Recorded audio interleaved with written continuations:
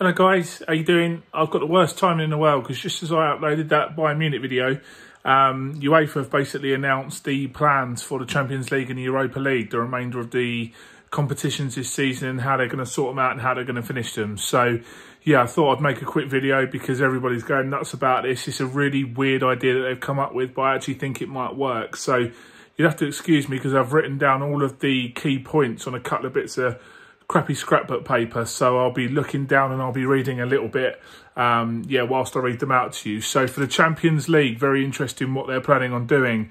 The quarters, the semi-finals and the final of the Champions League are going to be held in two stadiums in Lisbon. So in Lisbon, Portugal, the rest of the Champions League season is going to be finished.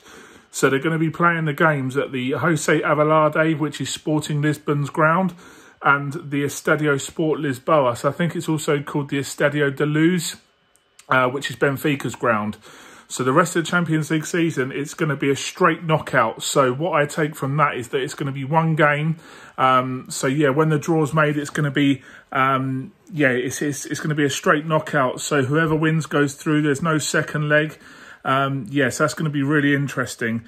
The tournament's going to be finished between the 12th and the 23rd of August. So it's going to be, what's that, an 11-day kind of like mini tournament to decide who wins the Champions League this season. And the remaining last 16 games, because, I don't know if you remember, but I think there's 3 or 4 more games which weren't completed. The first legs were obviously completed, but obviously the lockdown coming when the second legs were due to be played. They're going to be played the week before, the 7th and 8th of August. So yeah, it's very, very interesting what they've come up with there. I think they're actually following the same format for the Europa League knockout games as well. If I just read out what they're planning for the Europa League as well. Sorry, just get my bits of notepad here. So yeah, the quarterfinals, the semi-final and the final of the Europa League, instead of being played in Portugal, they're going to be played in 4 stadiums across Germany. So yeah, they're all going to be played as one-off knockout games as well. And the stadiums that they've chosen for that is Cologne, Düsseldorf, Duisburg and Schalke. You'd have to excuse me for that. I think it's pronounced Duisburg, something like that. But yeah, Cologne, Düsseldorf, Duisburg and Schalke is where the Europa League knockout games are going to be played.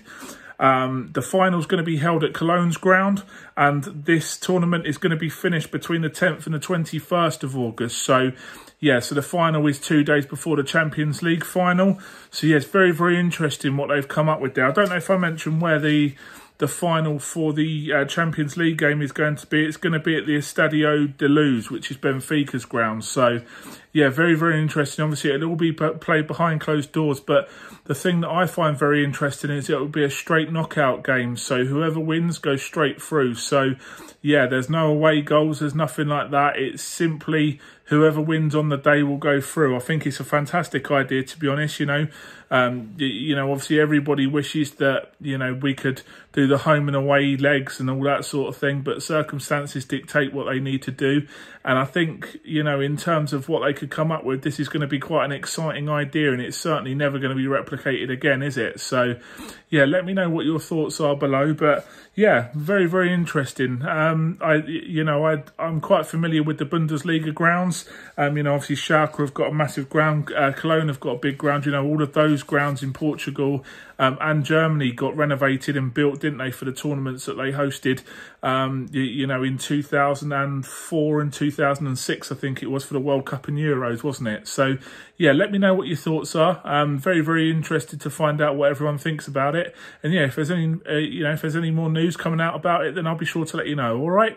Cheers, guys. Take care. See you later. Bye.